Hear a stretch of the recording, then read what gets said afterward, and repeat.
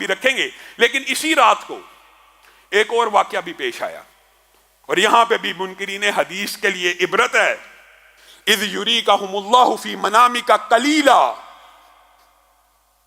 اور جب اللہ نے تمہیں دکھایا تمہاری خواب میں دشمنوں کو تھوڑا، قلیلا، اور یہ دشمنوں کو جب تھوڑا دکھایا تو رسول اللہ نے اپنے صحابہ سے خواب کو بیان کر دیا کہ میں دیکھتا ہوں کہ دشمن تھوڑے ہیں، دشمن بڑے تھوڑے ہیں۔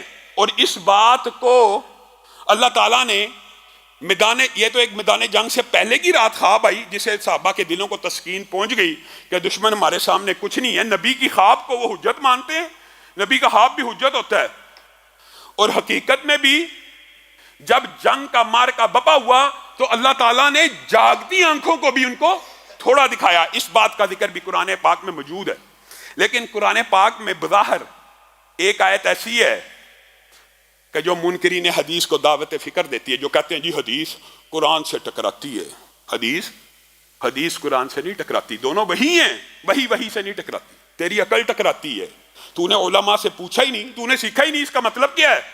وَيُقَلِّلُكُمْ فِي أَعْيُنِهِمْ، قرآن پاک کی آیت پڑھ رہا ہوں آپ کے سامنے۔ اللہ تعالیٰ نے کہا کہ تمہیں وہ تھوڑے نظر آتے تھے اور انہیں وَيُقَلِّلُكُمْ فِي أَعْيُنِهِمْ، اور تم انہیں تھوڑے نظر آتے تھے۔ ایک جگہ یہ کہا تم انہیں تھوڑے نظر آتے تھے اور وہ تمہیں تھوڑے نظر آتے تھے، جبکہ دوسری جگہ اللہ تعالیٰ کیا کہتے ہیں؟ وَأُخْرَىٰ كَافِرَةٌ يَرَوْنَهُمْ مِثْلَيْهِمْ رَأْيَ الْعَيْنِ، یہاں پہ اللہ تعالیٰ کیا کہہ رہا ہے کہ تم انہیں دگنے نظر آتے تھے۔ ایک جگہ کہہ رہا تم انہیں تھوڑے نظر آتے تھے، ایک جگہ کہہ رہا تم انہیں دگنے نظر آتے تھے۔ اگر کوئی منکرین حدیث کا فلسفہ رکھنے والا ہو تو وہ کہے گا یہ قرآن کی دونوں آیتیں آپس میں ٹکرا رہی ہیں۔ ایک جگہ اللہ کہہ رہا ہے کہ وہ تمہیں دیکھتے تھے تو تم انہیں تھوڑے نظر آتے تھے، ایک جگہ اللہ کہہ رہا ہے تم انہیں دگنے نظر آتے تھے۔ پڑھا نہیں ہے، سیکھا نہیں ہے۔ دونوں آیات ان کا محل فرق ہے۔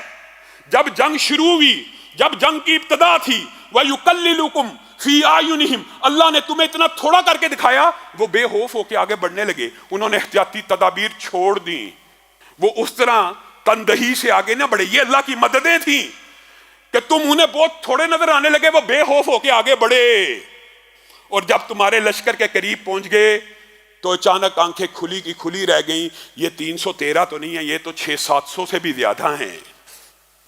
کون سا تعارض ہے؟ کوئی تعارض نہیں ہے۔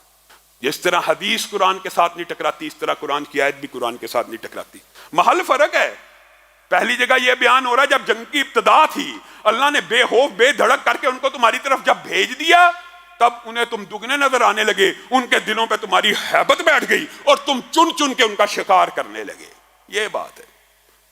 لیکن منکرین حدیث کا یہ فلسفہ، آپ اپنی موت مر جاتا ہے، وہ جس بھی حدیث کا انکار کرتے ہیں اس طرح کی آیت قرآن پاک میں موجود ہوتی ہے، اور آپ بظاہر اگر آپ دیکھیں تو ان دونوں آیتوں میں تعارض ہے۔ پھر قرآن پاک میں اسی باب کے اندر میں نے آپ کو کہا اللہ تعالیٰ نے میدان بدر کے حوال کو اتنی تفصیل اور ڈیٹیل سے بیان کیا کہ قرآن پاک میں اس کی جزیات بیان کی گئی ہیں، اس لیے ہم بھی ڈیٹیل سے قدر تفصیل سے بیان کر رہے ہیں۔ اللہ تعالیٰ نے اسی بدر کے بارے میں، آپ قرآن پاک اٹھائیں، ایک جگہ اللہ تعالیٰ نے کہا ہم نے 1000 فرشتوں کو نازل کیا، ایک جگہ کہا ہم نے 3000 کو نازل کیا، ایک جگہ کہا ہم نے 5000 کو نازل کیا۔ کیا یہ تعارض ہے؟ نہیں، یہ اللہ کی مدد بڑھتی چلی گئی۔ پہلے 1000 کا وعدہ تھا، پھر 3000 کا وعدہ تھا، پھر تمہارے عزائم، تمہاری جد و جہد، تمہاری رغبت اور تمہارے قتال اور جہاد کے ابھارنے کے سبب اللہ نے مدد کو کامل کر دیا، 5000 فرشتوں کو نازل کر دیا۔ جو مدد 1000 سے شروع ہوئی تھی وہ 5000 فرشتوں تک پہنچ گئی، اور صرف 5000 فرشتوں کا کیا کہنا اکیلے۔